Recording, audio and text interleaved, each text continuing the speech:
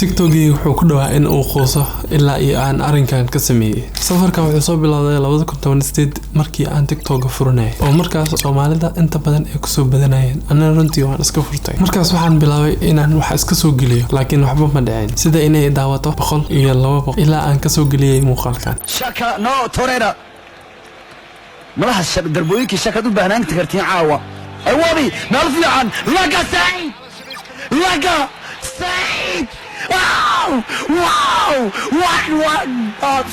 واو markii ugu horeysay 20kii ay daawatay 1k like ay isartay 500 followersna oo ku xilay waxaan isdhaay waad haysaa muuqaalada noocan oo kala soo gali waana sameeyay runtii isla muuqaal noocaas oo kala soo galiyay laakiin maxaa dhacay maya waxba ma dhicin muuqaalkaas hoos ayuu aaday waana niijaway runtii waxaan sameeyay ayaan garan waayay waan iska daayay TikTok runtii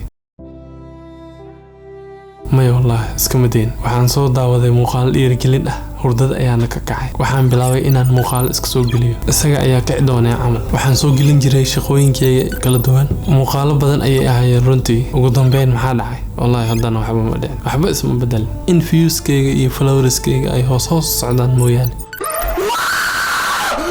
wallahi sidaan loo mudul qaadan karo dad asxaabtayda ayaa iskala tashaday talooyin fiican ayay siiyeen laakiin ma qaadan raal naqal saaxiibayaal ma oodin inaad taladiina aasiisan aqaato maxaa yeelay shaqooyinkaygana waxna waan baranay laakiin hal mar ayaan nafis geliyay muuqaalkan ayaan soo dhigay waxba kama filanin mar aan isdhahay hadii ay wax un daawatay markii ugu horeysay 30,000 ayaa daawatay 2,000 like ay saartay waan aamini waayay asxaabtayda iyo dadkii daawanayaba waxay ugu dhaheen muuqaalada noocan oo kale noo soo baday waana qaatay waa soo bariyay isla isbuucaas ayaan muuqaalnimada soo galiyay sidii la rabo ma noqon waxaan isdhahay dib malahan mid kale soo galiyay isla sidii bas tikidka bixitaanka waa jirtay waan iskaga baxay TikTok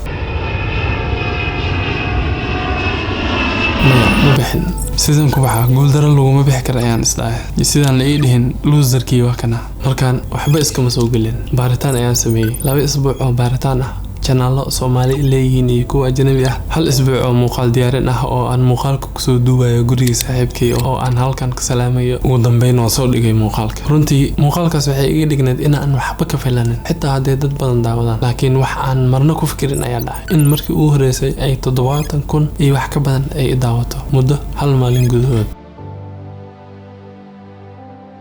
muuqaalkaas 2 bilood kadib waxaan hadda marayaa 25,000 oo followers marka maxaa isbedelay